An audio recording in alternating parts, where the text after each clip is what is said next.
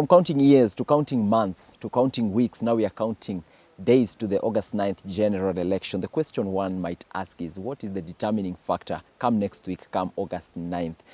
Prof, the question some people are asking, is Uhuru a determining factor? Because when we see him exchanging words with his deputy president, Prof, is Uhuru a determining factor in this year's general election? I don't want to say determining, but a major factor. Okay. Yes. And should the deputy president concentrate on his campaign and leave aside the president? Well, I have advised that over the years. I've told him, you are falling prey. You are falling into a trap because they are smoking you out. They are irritating you and you hit back. Every time you hit back at the president, you lose a few votes. Okay. Every time you say nasty things about Uhuru Kenyatta, you lose a few votes on the mountain and you make the climb easier for Raila. Okay. And he's doing exactly what I told him not to do. And him replying to the president. That's what I'm saying. And you don't. The question is, him replying to the president, Prof, is it doing him more damage currently? Of course. Just a few days to the election. Of course, there are those who think he looks tough. But you see what is coming out clearly, and it's really bad for William Ruto. Mm-hmm. The Kikuyu are getting convinced by the day that if they vote for Ruto, they will be handing over Uhuru Kenyatta for damage. Because it is no longer in doubt, according to many people, that Uhuru is Ruto's target. That should Ruto become president, then Uhuru is in trouble. And the Kikuyu are seeing it. How are they going to hand their son to a man so vengeful, a man with anger, a man who really just stops at saying utaniona, a man who has said in deed and word that he will deal with Uhuru Kenyatta and the family? The Kikuyus will be hesitant, and I won't blame them. Okay, Prof, let me ask you this. Looking at Uhuru as a factor, Prof, what would you say the numbers are currently from the mountain? I think Raila Odinga is headed to 40%. 40%? That's where we are now, this last week. And it can either stabilize at 40 or even bust to 50. But at 40 is where he's headed. He's not necessarily quite past 40 or quite at 40, but I think he's almost there. Okay. Yes. Okay, we cannot look at the president and fail to look at the Mount Kenya region, because it's also a major factor to consider in this year's general election. Someone might argue, Prof, saying that Mount Kenya is what is going to determine the next president. Prof, looking at the relationship between these two presidential candidates, Prof, how would you say that the relationship with the mountain region is between the two? Of course, Ruto controls the mountain. Many people of the mountain are happy with him. He resonates with the mountain. He has money to convince them. The people of the mountain seem to think Uhuru has been unfair to them. They say he has deserted them. He has abandoned them. He has not done much for them. Of course, that cannot stand scrutiny. Because the truth is, no president has done half of what Uhuru has done. And the people of the mountain have had more than their fair share of the opportunities of this country. Okay. Yet they continue to think Uhuru is not good to them. So Ruto resonates much better with the community than Uhuru himself. Okay. That's the position. Okay, 2013, 2017, looking at the margin that the deputy president and his boss won by, Prof, majority of the numbers that they won with came from the mountain region. Then, Prof, does that mean that winning this election for the deputy president is not that much? Winning the presidency would not be that much if he maintained the numbers, the Jubilee numbers of 2013, 2017 on the mountain. And is he maintaining those numbers? No. Because we already say Raila is way past 30%. So once Raila has taken 30%, even if he stopped there, I mean, he doesn't have the mountain anymore with the strength. So for that reason, I think the election for him is lost. Okay. Yeah. Now with the remaining days, Prof, most of these candidates are trying to convince the undecided voters. According to TIFA, the undecided voters stand at 6%. That means Ruto at 44%, Raila at 46%. This undecided voter, looking at these polls, Prof, is what is going to determine who is going to be the next president, because the margin, the difference between Ruto and Raila is not that much, Prof. Now, how do you convince the undecided voter with just a few days to the general election? I think, like I've said before, where we have now gotten those who are going to decide, I mean the undecided, is more likely going to be based on matters of image, on how presidential one looks.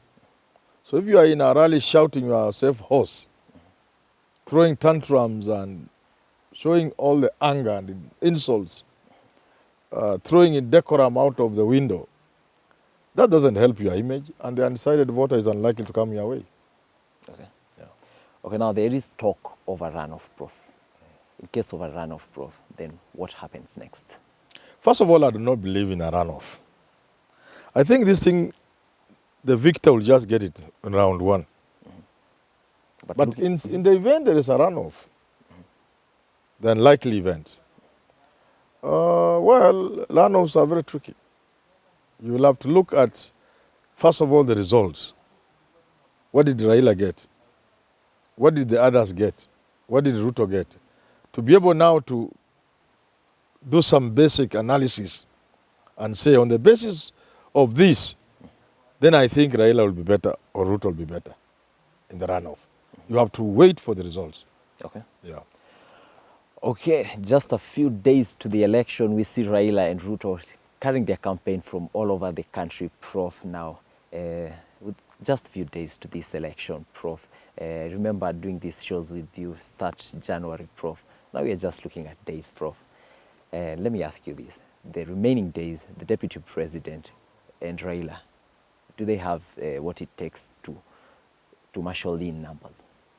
Well, somebody must win this election. Certainly, one of them will, and I think Raila will win. Yeah. And just 48 hours to the election, Prof. We know that the campaigns are called off. Prof. Yes. Now that leaves the margin very small, Prof. Yes. Now, what should Raila and Ruto focus more on in terms of campaigns? I think if you ask me now, there's not very much one can do to change this election. Because the undecided voters are most likely going to Raila Odinga. The people of the mountain, I have said, will decide this election. They will call this election Mount Kenya. Mount Kenya.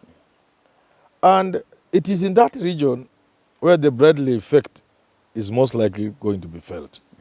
It is in Mount Kenya region where you'll have the most silent supporters of a candidate. Because it started so early that Mount Kenya was Ruto.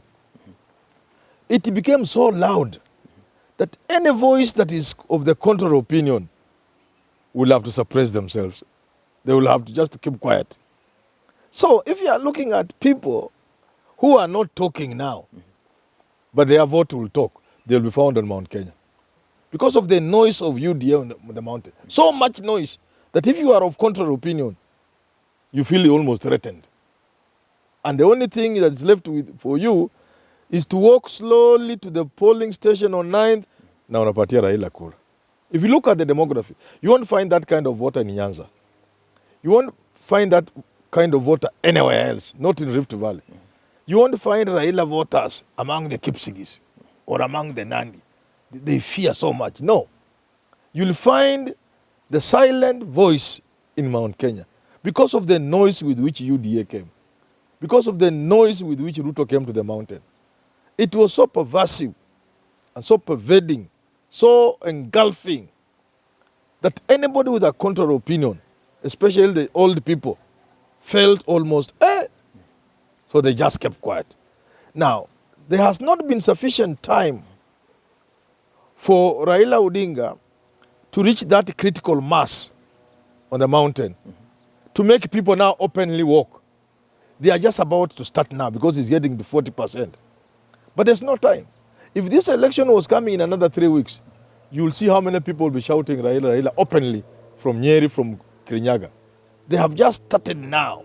So you'll find still a sizable number of people who cannot say they are supporting Raila. because of that noise of UDA. And that will be felt in the ballot. It's for that reason I do not believe in this idea of a runoff.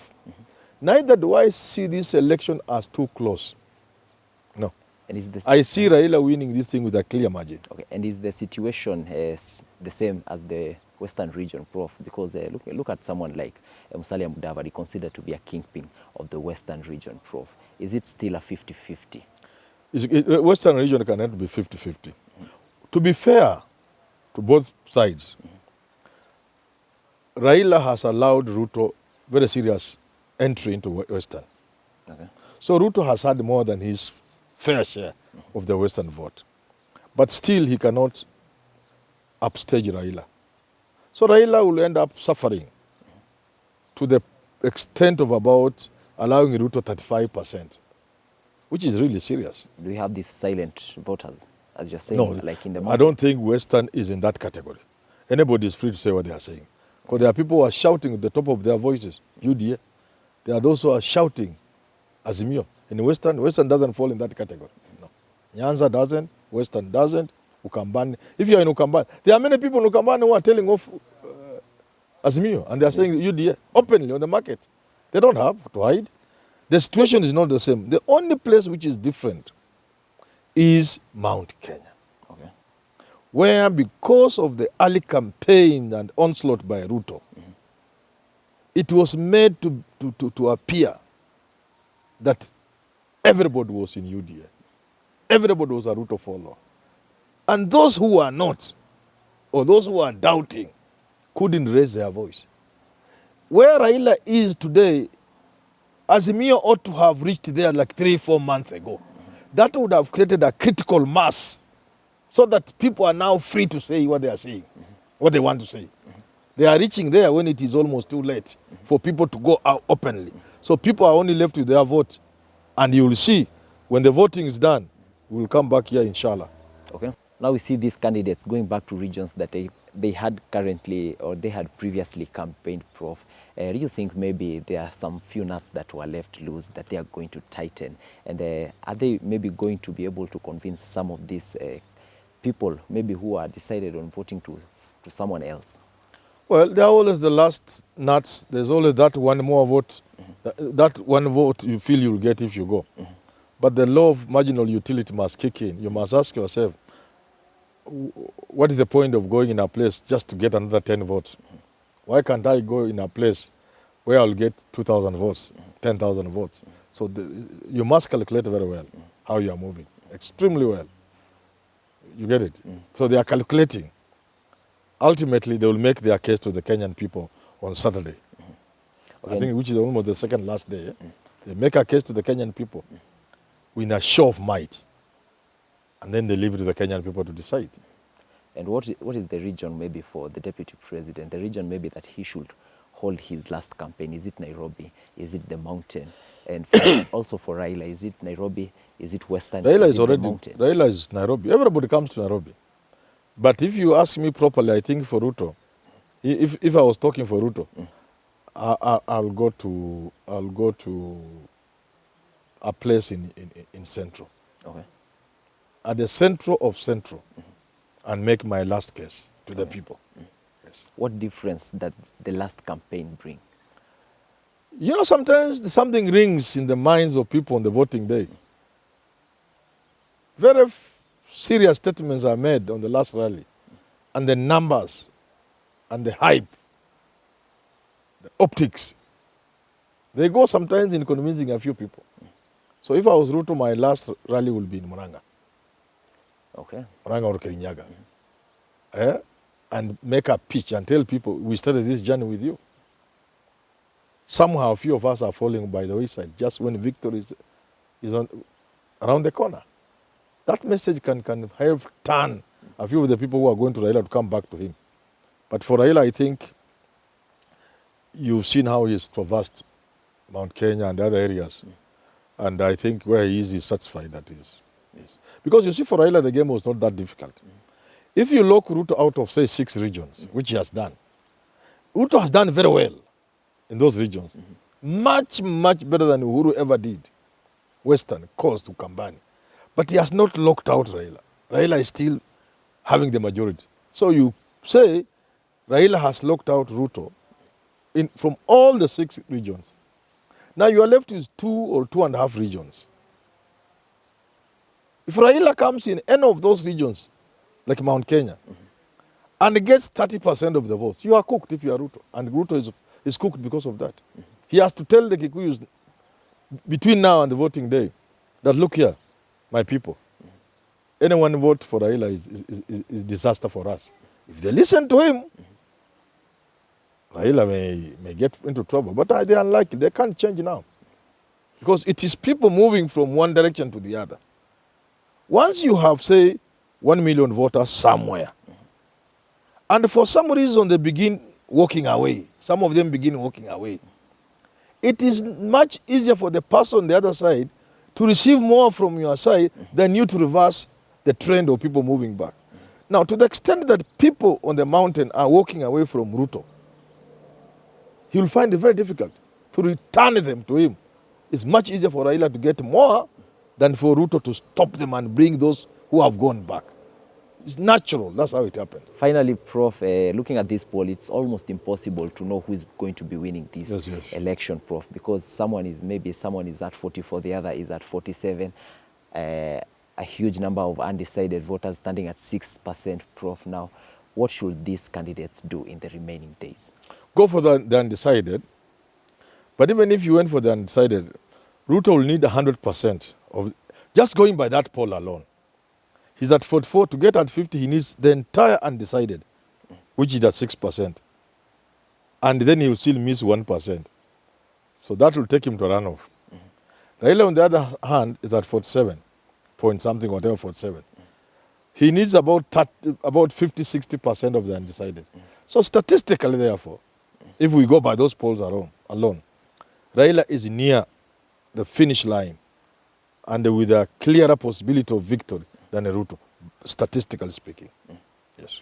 Well, I guess that's where we wrap up the conversation for today. Well, thank you so much for staying through the video. If you have not subscribed to the channel, kindly just go ahead and do so. We are currently at 97,000 subscribers, looking to achieve 100,000 subscribers. Make it happen for us, before please. The election. Prof, maybe you... Yes, let them make it happen for us. You can convince those who have not subscribed. I'm not convincing. I'm just saying we really ask you, please, if you are part of the family and you haven't subscribed, just subscribe. We will be very grateful and very happy. Okay. Yes. Well, till you have this conversation again, enjoy the rest of your day.